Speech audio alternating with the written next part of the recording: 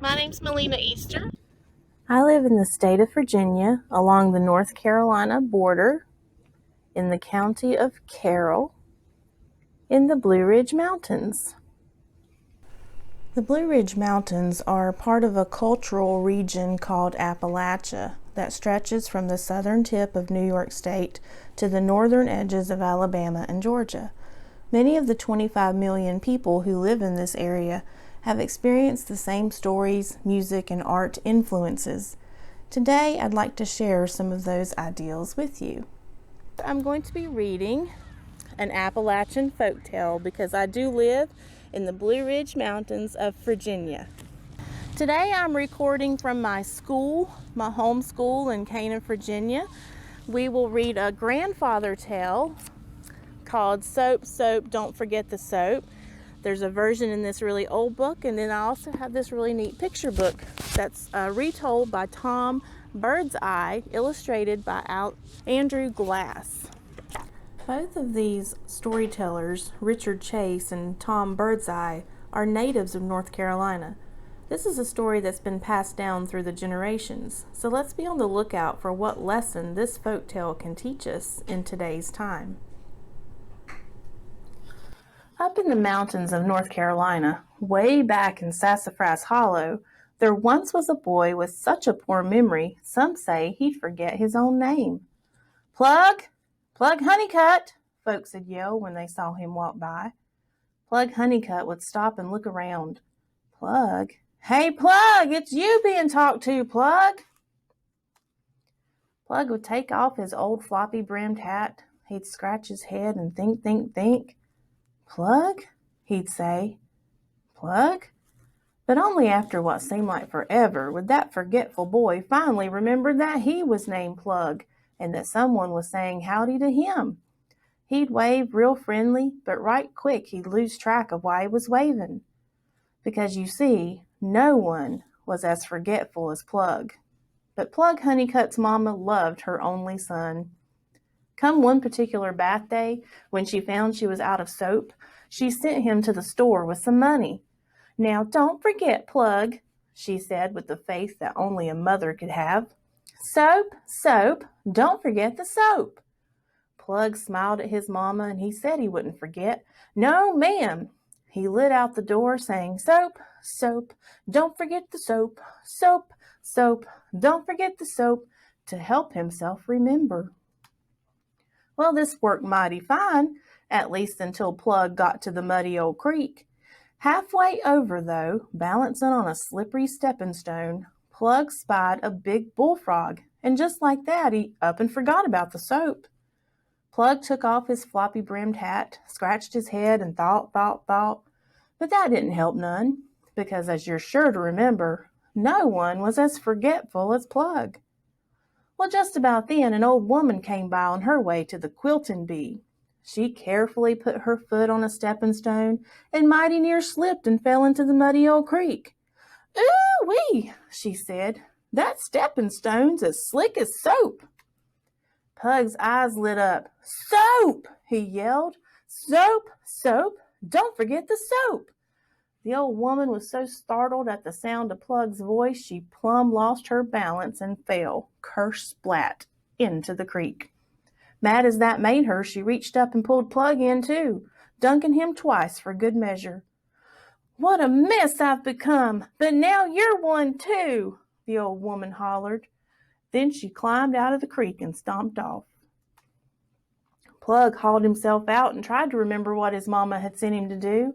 He even took off his hat, scratched his head, and thought, but as you're sure to remember, no one was as forgetful as Plug.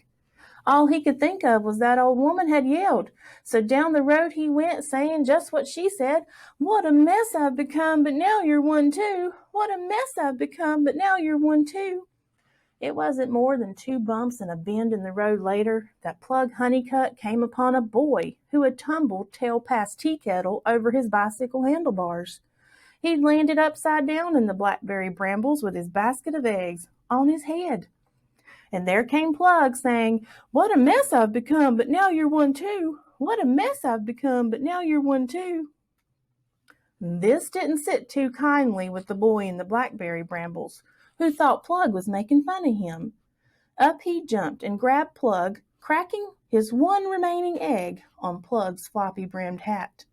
Then he threw Plug into all those troublesome stickers. "So there!" he hollered. "Look who's in a fix now!" Poor Plug. Those thorns weren't gentle with his clothes or his hide either. If he'd been a mess before, he was a real mess now. He untangled himself and crawled back out onto the road, but of course, he couldn't remember then what he hadn't remembered before, because as you're sure to remember, no one was as forgetful as Plug. So instead of saying, "Soap, soap, don't forget the soap, soap, soap, don't forget the soap," off he went saying what he'd heard last and said, "Look who's in a fix now! Look who's in a fix now!" Down the road a piece a tree had fallen on top of an unfortunate farmer's truck. Plug hobbled upon the scene, still saying, "Look who's in a fix now! Look who's in a fix now!" The farmer took it all wrong. He wasn't in the best of moods, what with the tree on top of his truck and all. And thinking Plug was making fun of him got him even more riled. He grabbed Plug by the collar and marched him right over to the truck, where he made Plug saw that tree up into firewood and load it into his truck. "Nothing on top and better off for it," growled the farmer as he drove away an hour later. Poor Plug. By then he was covered with all manner of sawdust and sweat and truck grease and grime, that besides the mud and the egg and the blackberry scratches. And he couldn't remember what his mama sent him out for either. All he could recollect was what the farmer had said. So off he lit toward town, saying just that. "Nothing on top and better off for it. Nothing on top and better off for it." Land sakes alive. If Plug's troubles wasn't enough, along came a man so bald on top the birds were blinded by the sun reflecting off his scalp. And there came Plug, saying, "Nothing on top and better off for it. Nothing on top and better off for it." Well, the bald man thought Plug was mocking him for his hairless head. He reached over and snared Plug quicker than a frog does a fly. "Look-a-here, you," the bald man scolded. "I'm a-growing me a fine beard on my chin since I ain't got none on top. You could at least have said, 'You look nice with hair on your face.'" He was so mad he pulled Plug's hat right down over his ears. Poor Plug. He was covered with mud, eggs, scratches, sawdust, sweat, grease, and grime, and now his hat was ruined. He started to cry and streaked it all with tears. But as you're sure to remember, no one was as forgetful as Plug. So as he went sniffling into town, he still couldn't recall what his mama had sent him for. Instead of saying, "Soap, soap, don't forget the soap, soap, soap, don't forget the soap," he could only think of what the bearded bald man had hollered. "You look nice with hair on your face." And that's what he said. "You look nice with hair on your face. You look nice with hair on your face," to the mayor's wife. Poor Plug. The mayor's wife was the prissiest lady in town, always fussing with her lipstick and such, admiring herself in any mirror handy. "Why, you!" she shrieked and grabbed him by the ear. She shook him so hard his eyeballs rattled. "I ought to wash your mouth out with soap for saying such a thing to me." At the sound of the word soap, Plug lit up like Methuselah's birthday cake. "Soap!" he cried. "Soap! Soap! Don't forget the soap!" Plug ran straight to the general store and bought some soap. Then he hot-footed it home, shouting it to his mama. "Soap! Soap! Don't forget the soap!" He was so proud he'd remembered. "Soap! Soap! Don't forget the soap!" "Why, thank you, dear," Plug's mama said. She looked him up and down. "I'd say soap is just what we need." And from that day on, as you're sure to remember, Plug Honeycutt never forgot a thing his mama told him, not ever again, for the rest of his life. As we read this folk tale, you probably heard a lot of colloquial phrases from the area, like "tell over tea kettle" and "more candles than Methuselah's birthday cake." These are examples of expressions you might hear from the area, as well as the use of double negatives like "I ain't got none." While Appalachians may speak a little differently, they pride themselves on being tough and independent. In this folktale we just read, you can see how Plug's mother, with the love only a mother could have, really expected him to overcome his difficulties despite the trouble and attitude from other people. At the end of the story, when Plug never forgot anything his mother told him again, it was because someone believed he could do it. What a great reminder for us to be supportive of those around us. Now, how about we have some fun? In Appalachia, we love to play music and dance. Families and friends gather nearly every weekend to enjoy playing, listening, and dancing to bluegrass music. This is very evident in two towns I live between here in Southwest Virginia.